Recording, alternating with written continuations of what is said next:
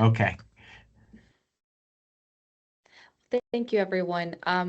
We are going to have a really great discussion, and I wanted to be able to share some background information on what MAR now is, as well as the Illinois Helpline, really to help providers on this call, as well as pharmacists and clinicians, really thinking about how we can improve access for those with opioid use disorder.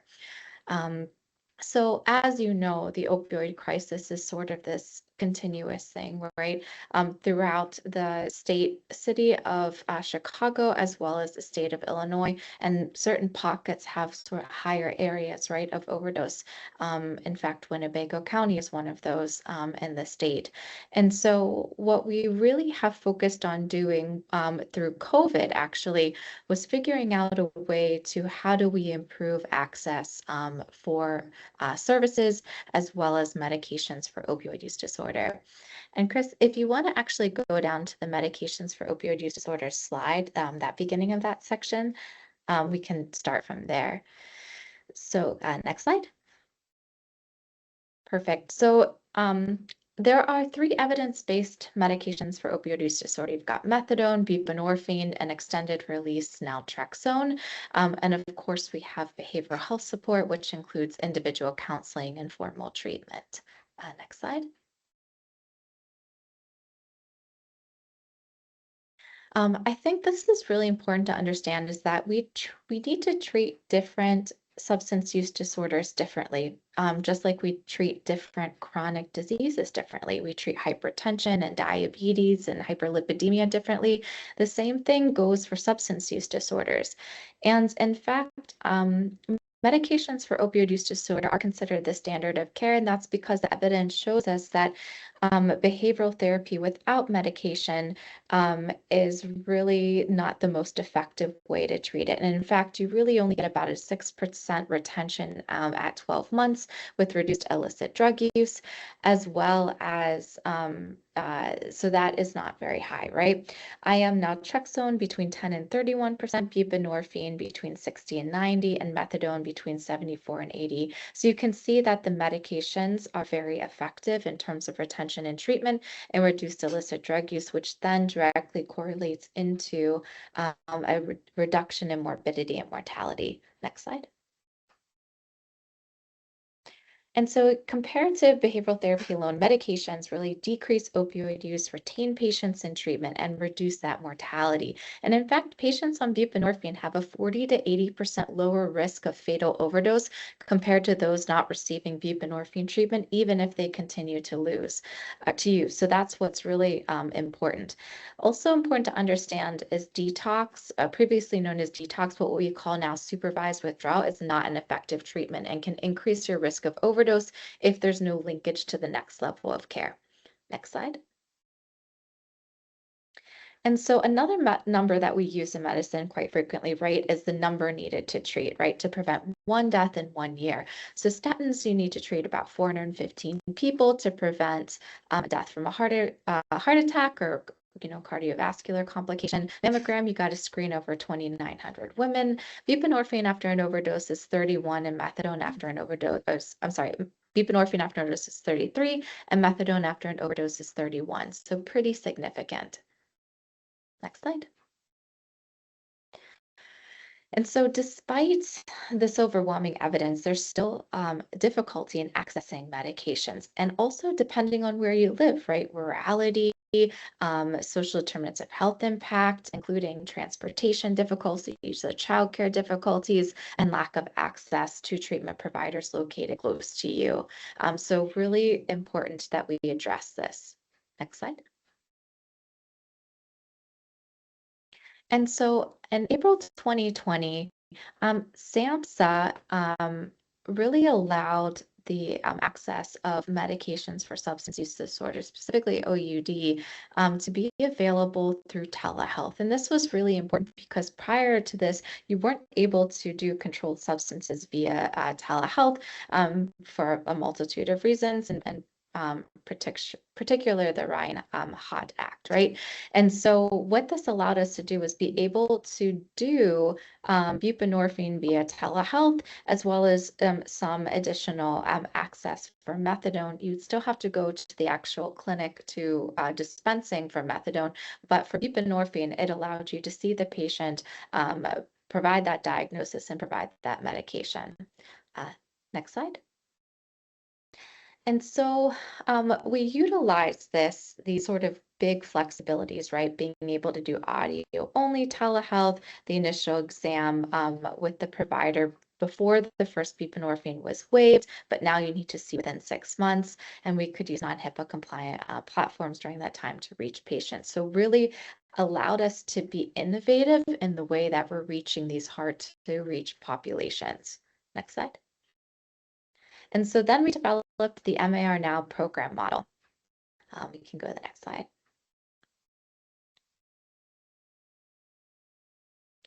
So this was initially a collaboration between the Chicago Department of Public Health as well as IDHS and Family Guidance, and it operates through the 24/7 Illinois Helpline, and that number is on the slide, 833-234-6343.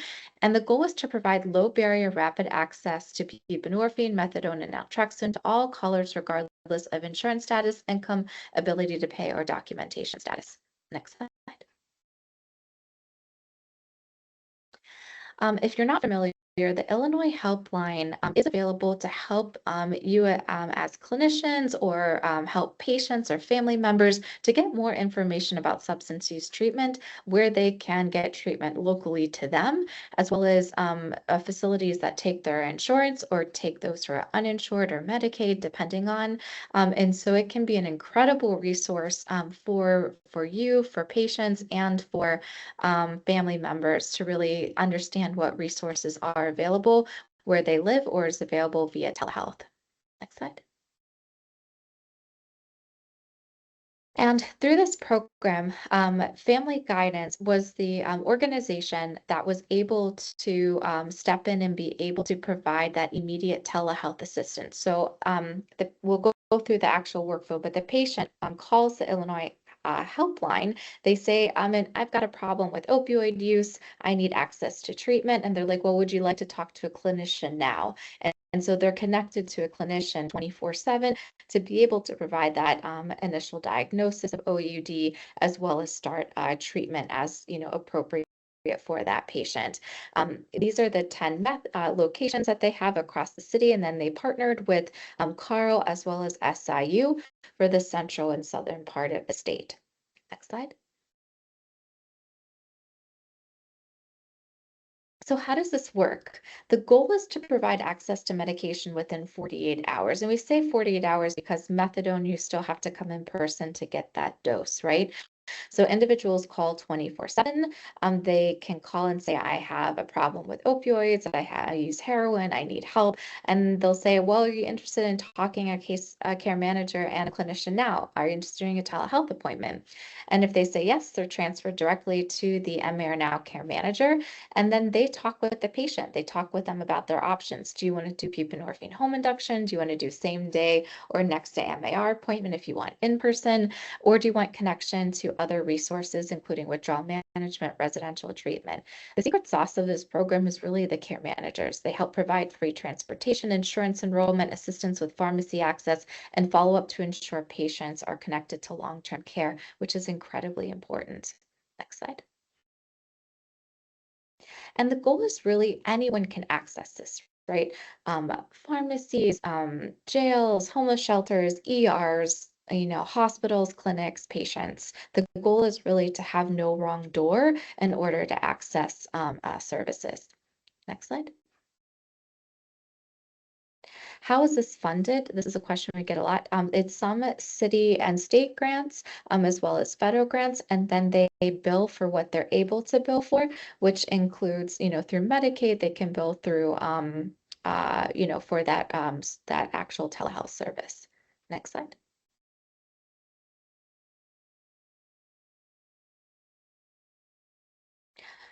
So what data do we have that this program works?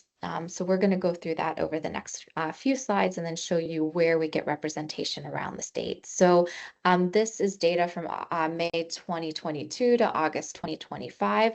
The number of callers we had was over 5,000. 400, about 10%, 496 were seeking methadone, 4,451 were seeking buprenorphine. There were also a small numbers seeking injectable naltrexone, as well as withdrawal management and medical stabilization, as well as residential treatment. For those who requested methadone, 84% showed up to that appointment. So 415 out of 496. Of those who requested buprenorphine, 4,120 received that medication and started it. So the case manager confirmed that they pick it up from the pharmacy, that they took the medication. So that was about 93%. 64% of those patients received injectable naltrexone. So there's 11 and 7 of them received it. In terms of withdrawal management and medical stabilization, 68 out of the 70 showed up to that appointment. And then 46 out of the 51 who were seeking residential showed up to that appointment as well. So again, actualized referrals and connections. Next slide. The other thing that's really important is those who received a home induction, so that telehealth, appointment through MAR now, how many of them who received buprenorphine, which we saw was 96% who wanted buprenorphine received it. Of those, how many were connected to a community provider for ongoing care? So that means that not just was it a referral, but did they show up to that appointment and did they receive medication, another prescription? And 99% of them did. So about 3,935 patients. And so that's really important to sort of see how this program can be effective in terms of initiation and then follow up and return and getting embedded in care within the community. Next slide. And then the other question we get was how many patients who had adverse events. So 2 had precipitated withdrawal, and we didn't have any concerns of misuse or diversion on audits or review. Where do patients call from? They call from pretty much all over the state. The highest, of course, is in the Cook County, but we do get a good amount of calls throughout the state.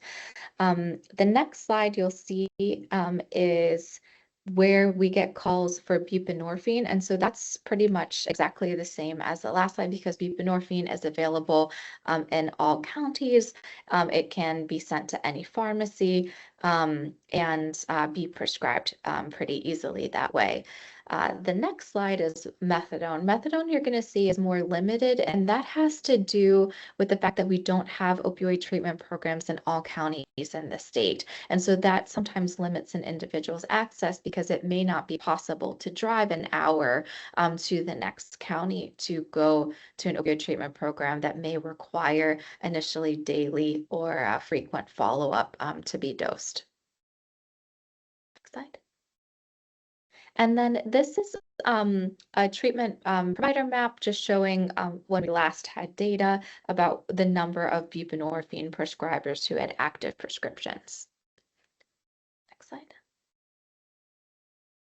And so how did patients feel about this program? And so most of them who utilized this service, about 70% strongly agreed that they were satisfied with the services, 23% agree, and 3.2% neither disagree or disagree, and then a small percentage did not find it helpful for them. And then how likely would it be that they'd recommend it to others? And about 83% strongly agree and 12.4% agree, with about 3% neither disagree or agree, and about 1% would not recommend it to others. Next slide. And so there's some great marketing material that we have throughout to really get the information out there. And this can be available on the Illinois Helpline website, as well as CDPH's website and IDHS's. And so it's really important, we're hoping to get that information out. You can keep going. These are just some examples of marketing materials that you can use and put up. And then next slide. And so, what did we really learn from this program? That transportation to that community program was incredibly important, as well as pharmacies. Developing relationships with pharmacies so that we knew that they would have the medication in stock. It's awful for a patient to send them to a pharmacy that doesn't have it in stock, right? So, creating those partnerships. Patients often need intensive follow-up in those first few weeks, and that care manager really helps with that to make sure that they make it to their appointment because the healthcare system can be incredibly difficult to navigate. And then operating through the existing helpline has been really helpful because it allows us to align city and state efforts and not duplicate services out there. And one question that I might be asked, but is how does this relate to 988? Well, 988 refers back and forth. There's a sort of a workflow in the background between Illinois Helpline and 988, back and forth depending on what the questions are. And so again, the importance of access and some of that strategy occurring sort of behind the scenes. Another really interesting thing is that calls for withdrawal management and residential treatment were very common. And this provided sort of education and an opportunity for education around what is evidence-based care for opioid use disorder. And it is medication-assisted recovery of medication for opioid use disorder. And that detox or withdrawal management alone is not really have as effective outcomes. And so having those conversations with family members, with patients, with, providers is incredibly helpful because, addiction is not just a one size fits all where we send everyone to detox and then residential treatment for 28 days and then they're like all better after, right? That's not really how most chronic health conditions work and does not, is not essentially the best option. And so important to that we differentiate between how do we treat OUD, how do we treat AUD, how do we treat cannabis use and other health conditions. And it's different, right? Depending on the most evidence-based treatment for each. So I appreciate you taking the time. I just wanted to give that information as backup. So Chris, you don't have to, share the rest. And then happy to answer any questions that you have in terms of, the next steps. So, well, thank you so much, Dr. Gastala, for joining us today. I did not get an opportunity to actually introduce you. Sorry, we just kind of jumped in. It's my pleasure to introduce Dr. Nicole Gastala. She's an associate professor and the chief of integrated behavioral health and addiction services at University of Illinois, Chicago. So she's been very integral in setting this up. I am curious. So first and foremost, for those of you all who have questions for Dr. Gastala, please drop them into the Q&A and I will pose them to her as time allows. And the other thing that I'd like to make sure everyone is aware of, just a couple of quick housekeeping notes. Number one, there's not CE tied to our time together today. And fortunately, hopefully this has been valuable for those of you in attendance.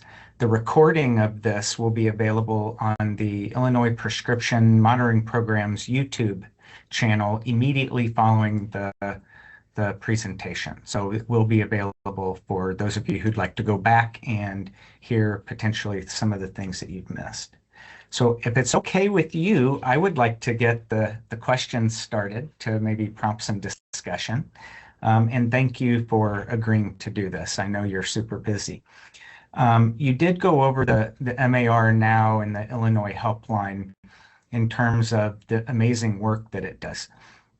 I'm curious, as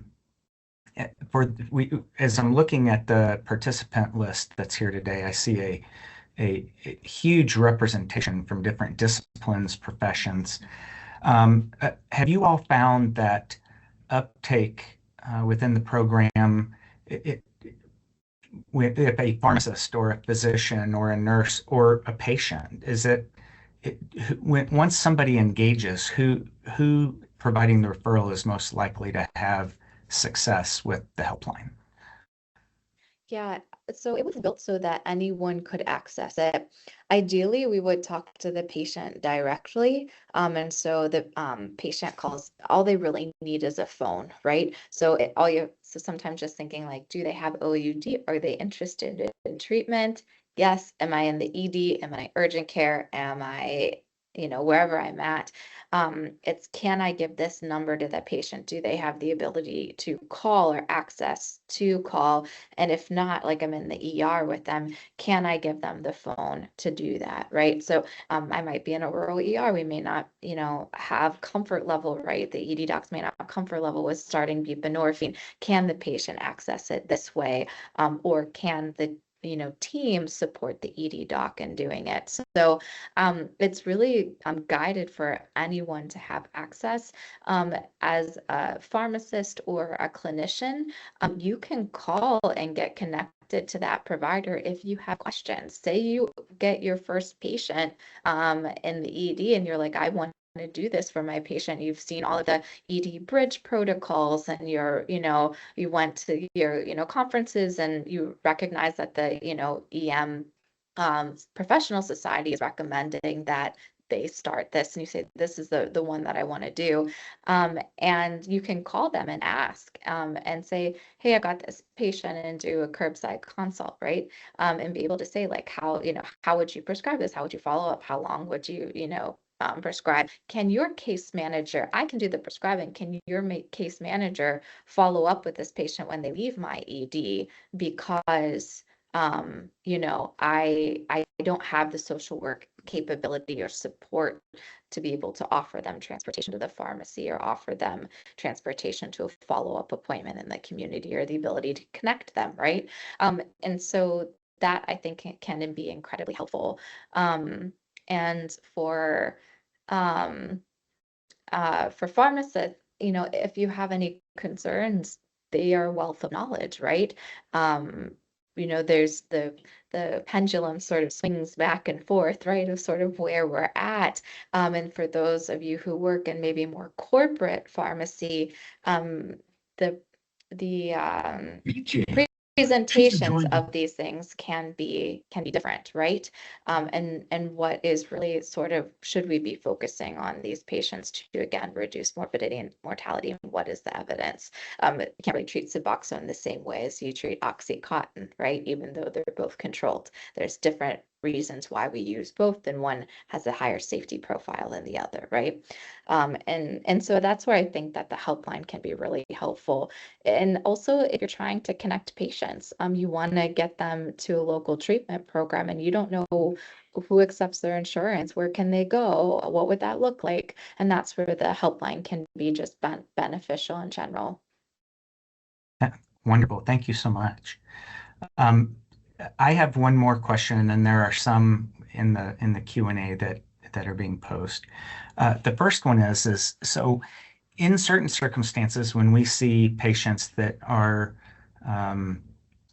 experiencing opioid use disorder and are looking for help, we, at least in our area down here in downstate Illinois, we tend to have about a 2 to 3 week wait time before a patient is able to get in, if we deem methadone to be uh, the most reasonable long-term treatment option for them. And I don't know if this is a reasonable question to ask, but does the Illinois Helpline folks, can they help facilitate um, uh, more timely intervention from some of the outpatient treatment facilities? Do they have that magic? Yeah, that's a really good question. So, some of Family Guidance does have mobile units, and they're able to provide methadone that way, depending on where the person lives. If the you can, It's difficult to change the intake process for an external organization, right? So that might just be their policy, or that's how they work their wait times. But what if the patient is agreeable, there is the ability to do medical stabilization within, example, like a residential treatment, until an opening opens up, right?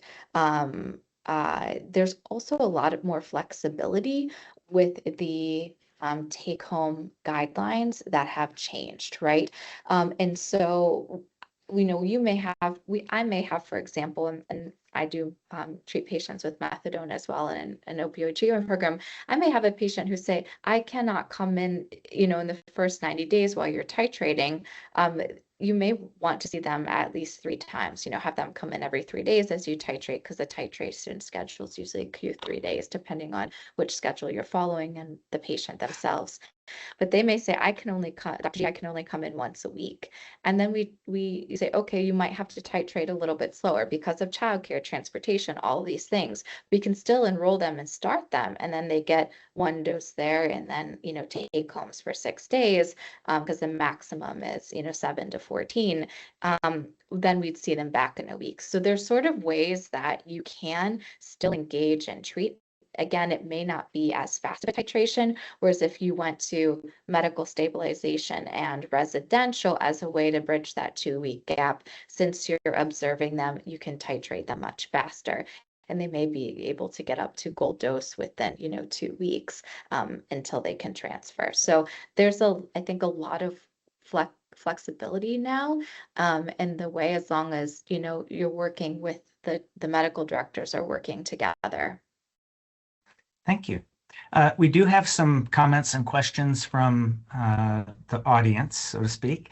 The first one that popped up is alcohol excluded from this helpline? I think if we could rephrase that a little bit to, are other non-opioid substance use disorders offered assistance through Yes. the MER now? In fact, alcohol use disorder was, I think it was launched as part of it in December 2024, or 2023. So patients can get assistance through the helpline for outpatient withdrawal management if appropriate, and then medical stabilization if they are not appropriate for outpatient withdrawal management, which, depending on the risk factor, some are and some aren't. The ones who aren't then, are facilitated to then do an inpatient withdrawal management and then medical stabilization. Generally, what, is used for the withdrawal management for those who are low risk, they tend to use gabapentin as the withdrawal management of, right? And then stabilize, and then afterwards start, either naltrexone or acamprosate or disulfiram, depending on the, patient's choice. But that is absolutely an option for patients. And so please, have them call for that as well. It's interesting because about 50% of the calls to the helpline are for alcohol use, but most are related to sort of DUI services, which sort of may follow a different pathway, right, because of different requirements. But it is available. And so please, utilize it for that. And there's a lot of really great protocols out there for that. Thank you. The next comment is, and I quote, "The data you provided is amazing to see. Are there any efforts underway to increase reach to patients more? There are still so many more people with unmet needs out there, especially people without phones." Yeah. I think that's why we're trying to work on a way where, could our ER colleagues, outreach colleagues who have phones assist patients, right? And then if there's shelters, right, working with shelters so that they can then utilize the access. Texting is also possible, but then again, we get into that digital divide if you don't have access to a phone or computer. So that is definitely a big challenge and something that we continue to work on. But I think through partnering with getting as many of those outreach organizations aware of the program and then them helping us sort of intermediaries can be really effective. Thank you. There was a question about where the recording for today will reside. If you go to YouTube and search Illinois Prescription Monitoring Program, the channel will pop right up. And then under that will be not only the recording of this session, but also all of the previous sessions that we've hosted as well, along with other very interesting tidbits that can help you in your practice. One last thing, unless somebody else throws a question into the chat. When this first launched, I remember ordering like posters and handouts and Mhm. things like that from the website. If I recall, they were free of charge. Mhm. This was several years ago. Is that still available on the website where folks that are here today could order things to put up in their waiting rooms or at the checkout Mhm. or, wherever they may be practicing to get this information in front of people who might need it?